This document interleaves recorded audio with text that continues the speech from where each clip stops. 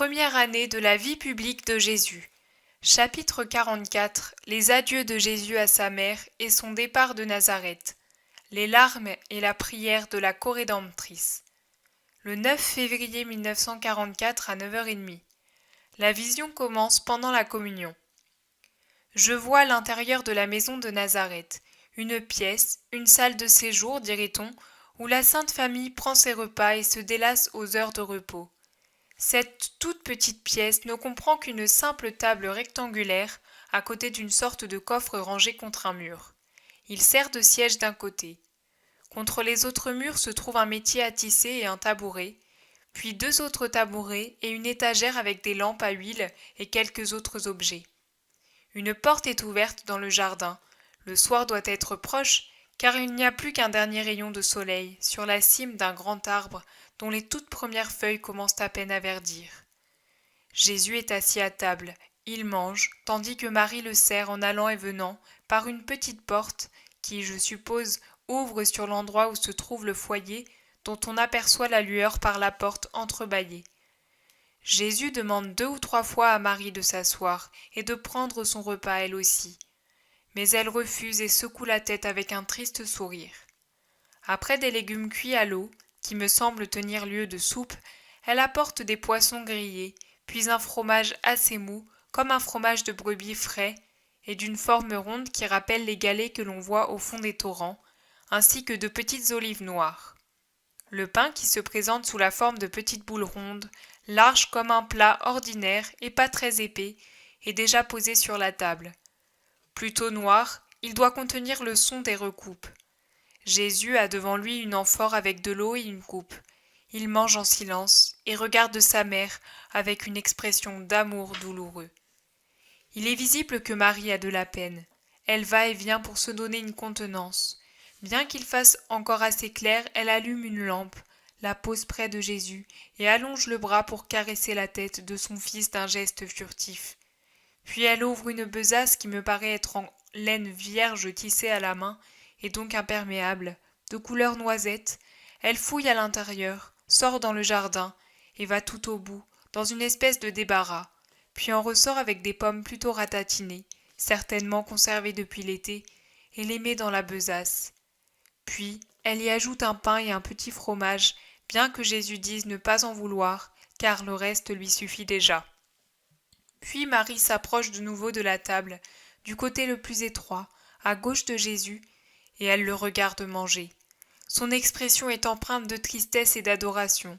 Son visage, beaucoup plus pâle qu'à l'accoutumée, paraît encore vieilli par la peine des cernes autour de ses yeux, les font paraître d'autant plus grands et témoignent des larmes qu'elle a versées. Ils paraissent aussi plus clairs que d'habitude, comme lavés par les larmes qui perlent déjà à ses yeux, prêtes à tomber. Ce sont 2 yeux douloureux et fatigués. Jésus mange lentement, manifestement à contre-cœur et surtout pour faire plaisir à sa mère. Plus pensif qu'à l'ordinaire, il lève la tête et l'observe. Il rencontre un regard empli de larmes et baisse la tête pour respecter son émotion. Il se contente de prendre la main délicate qu'elle appuie sur le rebord de la table. Il la saisit de sa main gauche et la porte à sa joue. Il y appuie sa joue et effleure un moment pour sentir la caresse de cette pauvre main qui tremble. Puis il en embrasse le dos avec un infini amour, un infini respect. Je vois Marie porter sa main libre, la gauche à sa bouche pour étouffer un sanglot, puis essuyer de ses doigts une grosse larme qui déborde de ses cils et coule sur sa joue. Jésus se remet à manger et Marie se hâte de sortir dans le jardin, où la lumière s'est faite rare puis disparaît. Jésus termine son repas, appuie le coude gauche sur la table, pose son front sur sa main et se plonge dans ses pensées. Il tend l'oreille et se lève, puis sort à son tour dans le jardin. Après avoir jeté un coup d'œil autour de lui, il part vers la droite de la maison, et par une fente il entre dans une grotte à l'intérieur de laquelle je reconnais l'atelier de menuisier, mais cette fois bien rangé, sans planches, sans copeaux ni feu allumé. Il reste l'établi et les outils, chacun bien à sa place, et voilà tout. Penchée sur l'établi, Marie pleure. On dirait une enfant, la tête posée sur son bras gauche replié. Elle pleure sans bruit, mais douloureusement. Jésus entre tout doucement et s'approche d'elle si légèrement qu'elle ne s'en rend compte que lorsque son fils pose la main sur cette tête penchée en l'appelant « Maman » d'un ton de reproche plein d'amour. Marie relève la tête et regarde Jésus, les yeux voilés par les larmes. Puis elle s'appuie à lui, les mains jointes contre son bras droit. Alors Jésus lui essuie le visage avec un pan de sa large manche, puis il l'embrasse, l'attire sur son cœur et lui dépose un baiser sur le front. Il est majestueux et donne l'impression d'être plus viril que d'ordinaire. Marie, elle, paraît plus enfant, exception faite de son visage marqué par la douleur. « Viens, maman, lui dit Jésus, et l'enserrant étroitement contre lui de son bras droit, il revient dans le jardin où il s'assied sur un banc contre le mur de la maison. Le jardin désormais dans l'obscurité est silencieux. Il y a seulement un beau clair de lune et la lumière qui sort de la pièce. C'est une nuit paisible. Jésus parle à Marie. Au début, je n'en comprends guère les paroles, à peine murmurées, auxquelles Marie acquiesce d'un signe de tête. Puis j'entends. Et fais venir notre parenté, ne reste pas seule, je serai plus tranquille, mère, et tu sais combien j'ai besoin d'être tranquille pour accomplir ma mission. Mon amour ne te fera pas défaut. Je viendrai souvent, et je te ferai prévenir quand je serai en Galilée, sans pouvoir venir à la maison. C'est alors toi qui viendras me voir. Maman, cette heure devait arriver. Elle a commencé ici quand l'ange t'est apparu. Elle sonne aujourd'hui, et il nous faut la vivre, n'est-ce pas, maman? Plus tard viendra la paix de l'épreuve surmontée, ainsi que la joie. Mais il nous faut d'abord traverser ce désert, comme nos pères autrefois, pour entrer dans la terre promise. Le Seigneur nous aidera comme il l'a fait pour eux. Il nous donnera son aide en guise de manne spirituelle pour nourrir notre âme au plus fort de l'épreuve. Disons ensemble à notre Père. Jésus se lève et Marie avec lui. Il tourne les yeux vers le ciel. Ce sont deux hosties vivantes qui resplendissent dans l'obscurité. Lentement mais d'une voix claire et en détachant ses mots, Jésus récite la prière dominicale. Il insiste fortement sur les mots « Que ton règne vienne, que ta volonté soit faite », en détachant bien ces deux phrases des autres. Il prie les bras ouverts, pas vraiment en croix, mais comme le font les prêtres lorsqu'ils se tournent pour dire « Le Seigneur soit avec vous ». Marie garde les mains jointes. Ils reviennent ensuite à la maison, et Jésus, que je n'ai encore jamais vu boire de vin, se verse dans une coupe un peu de vin blanc pris dans une amphore sur l'étagère. Il la pose sur la table, prend Marie par la main et la force à s'asseoir près de lui et à boire de ce vin dans lequel il trempe une tranche de pain qu'il lui fait manger. Son insistance est telle que Marie doit céder. Jésus boit le reste de vin, après quoi il serre sa mère contre lui, contre son cœur. Ils ne sont détendus ni l'un ni l'autre, mais assis comme nous. Ils ne parlent plus, ils attendent. Marie caresse la main droite et les genoux de Jésus. Jésus caresse le bras et la tête de Marie. Puis Jésus se lève et Marie avec lui. Ils s'étreignent et s'embrassent avec amour à plusieurs reprises. On dirait chaque fois qu'ils veulent se séparer. Mais Marie revient serrer contre elle son enfant. Elle est la Vierge, mais aussi une maman qui doit se séparer de son fils et qui sait bien comment se terminera cette séparation. Que l'on ne vienne plus me dire que Marie n'a pas souffert. Auparavant, je le pensais un peu, mais maintenant, plus du tout. Jésus saisit son manteau bleu foncé, le met sur ses épaules et se couvre la tête de la capuche. Puis, il passe son sac en bandoulière pour qu'il ne le gêne pas pour marcher. Marie l'aide et n'en finit pas d'arranger son vêtement, son manteau et sa capuche, et en même temps elle le caresse encore. Jésus marche vers la sortie après avoir tracé un geste de bénédiction sur la pièce. Marie le suit et il se donne un dernier baiser sur le seuil. Sous le clair de lune, la rue est silencieuse et vide. Jésus se met en route. Il se retourne par deux fois pour regarder sa mère qui est restée appuyée au chambranle de la porte. Le visage plus blanc que la lune et brillant de larmes silencieuses. Jésus s'éloigne peu à peu dans la ruelle blanche. Marie pleure toujours contre la porte. Puis Jésus disparaît à un tournant. Il vient de commencer son chemin d'évangélisateur qui s'achèvera au Golgotha. Marie, en larmes, rentre et ferme la porte. Elle aussi vient de commencer le chemin qui la conduira au Golgotha, et pour nous. Jésus dit : Voici la 4e douleur de Marie, Mère de Dieu. La première fut la présentation au temple, la seconde, la fuite en Égypte, la 3e, la mort de Joseph, la 4e, notre séparation.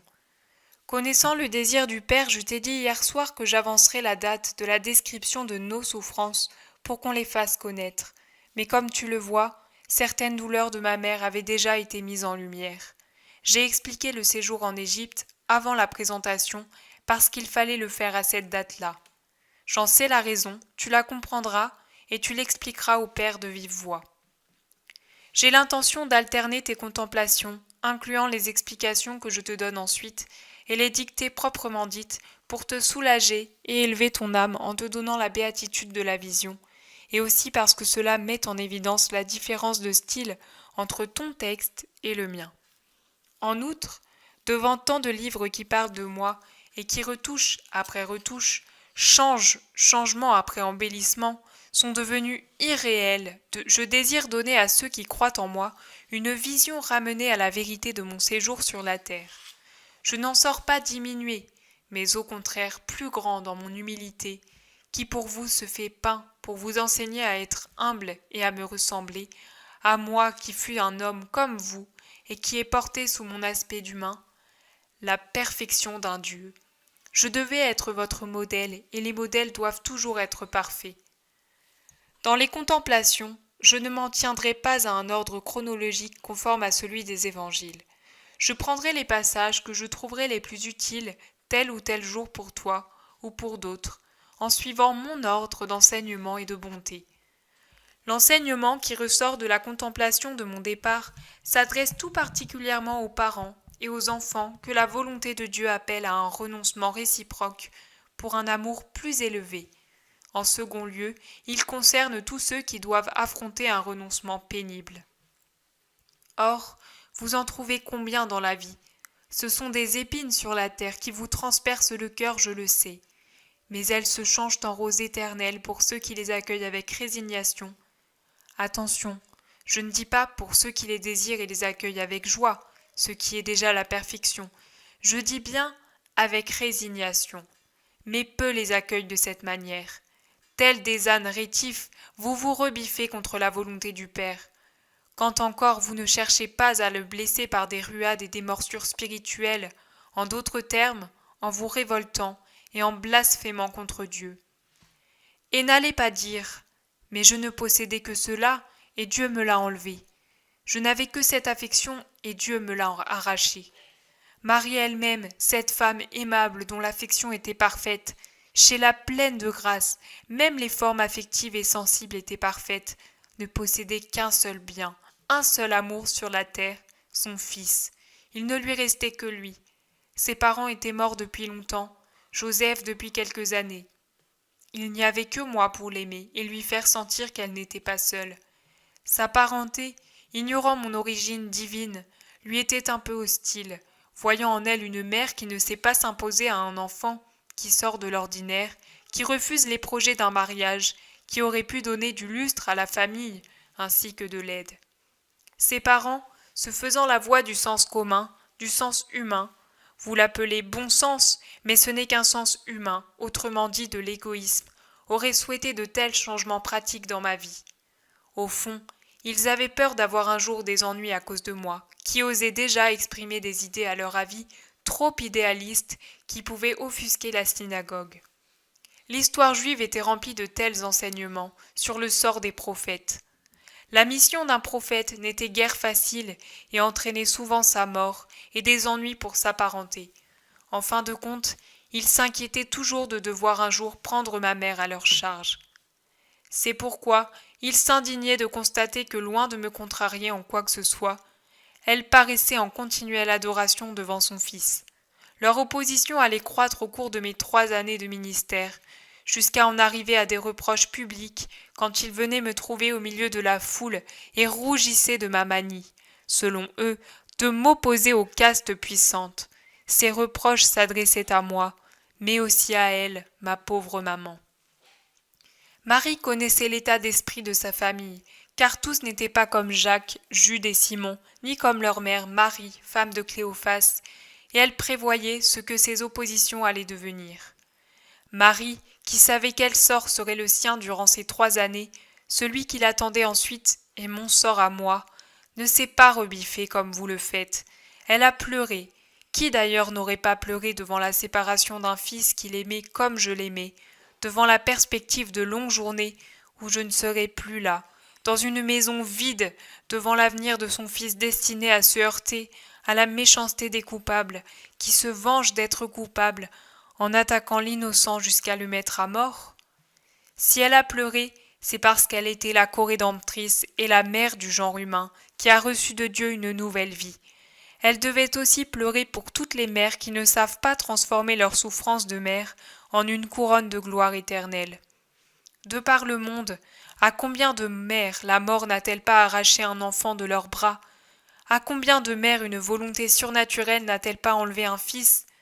En tant que mère des chrétiens, Marie a pleuré pour toutes ses filles, pour toutes ses sœurs qui souffrent d'être des mères délaissées, et aussi pour tous ces enfants qui, nés d'une femme, sont destinés à devenir apôtres de Dieu ou martyrs par amour de Dieu, par fidélité au Seigneur ou à cause de la cruauté humaine.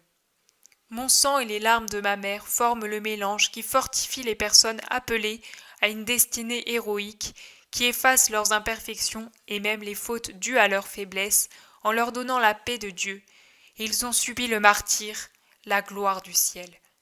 Les missionnaires trouvent dans ce sang et dans ces larmes une flamme qui les réchauffe dans les régions où la neige règne, et une rosée là où le soleil est ardent.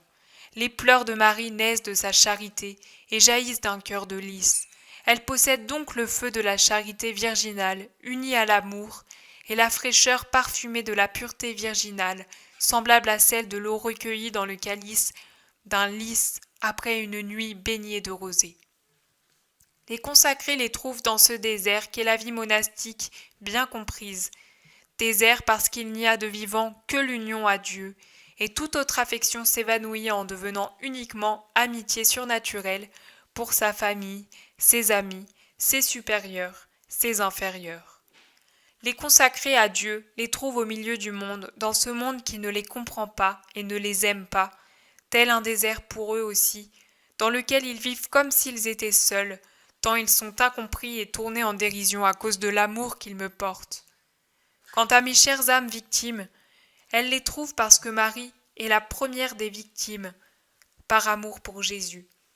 De sa main de mère et de médecin, elle donne à ses disciples ses larmes qui les restaurent et les enivrent pour un plus grand sacrifice. Sainte larme de ma mère, Marie prie. Elle ne se refuse pas à la prière sous prétexte que Dieu lui procure une souffrance. Souvenez-vous-en. Elle prie avec Jésus. Elle prie le Notre Père, le nôtre comme le vôtre. Le premier Notre Père a été dit dans le jardin de Nazareth pour consoler Marie de sa peine et offrir nos volontés à l'Éternel au moment où débutait, tout pour ses volontés, une période de renoncement toujours croissant qui culminera pour moi dans le renoncement à la vie et pour Marie dans la mort de son Fils. Et bien que nous n'ayons rien à nous faire pardonner par le Père, nous avons tenu, nous, les sans faute, à implorer le pardon du Père pour être pardonnés, absous, ne serait-ce que d'un soupir à l'encontre de la dignité de notre mission. Cela pour vous enseigner que plus on est en grâce, plus notre mission est bénie et féconde. Pour vous enseigner le respect de Dieu et l'humilité.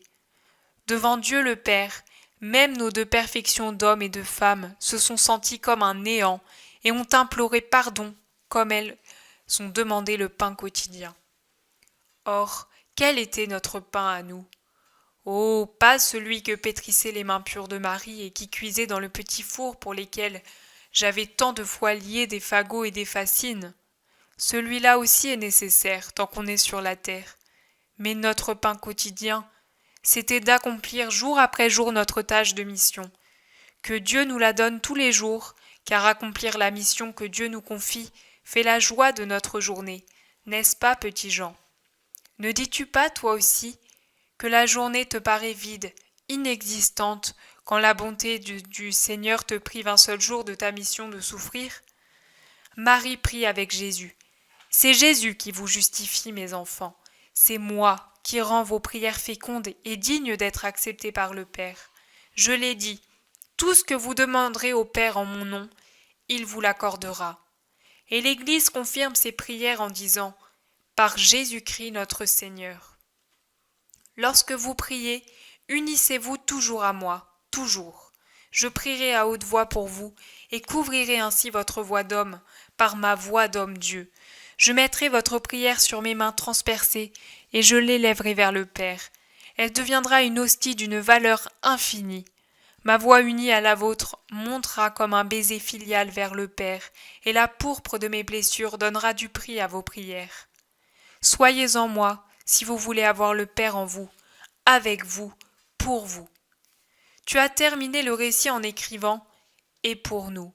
Or tu voulais dire « pour nous qui nous montrons tellement ingrats envers Jésus et Marie, qui sont montés au calvaire pour nous ».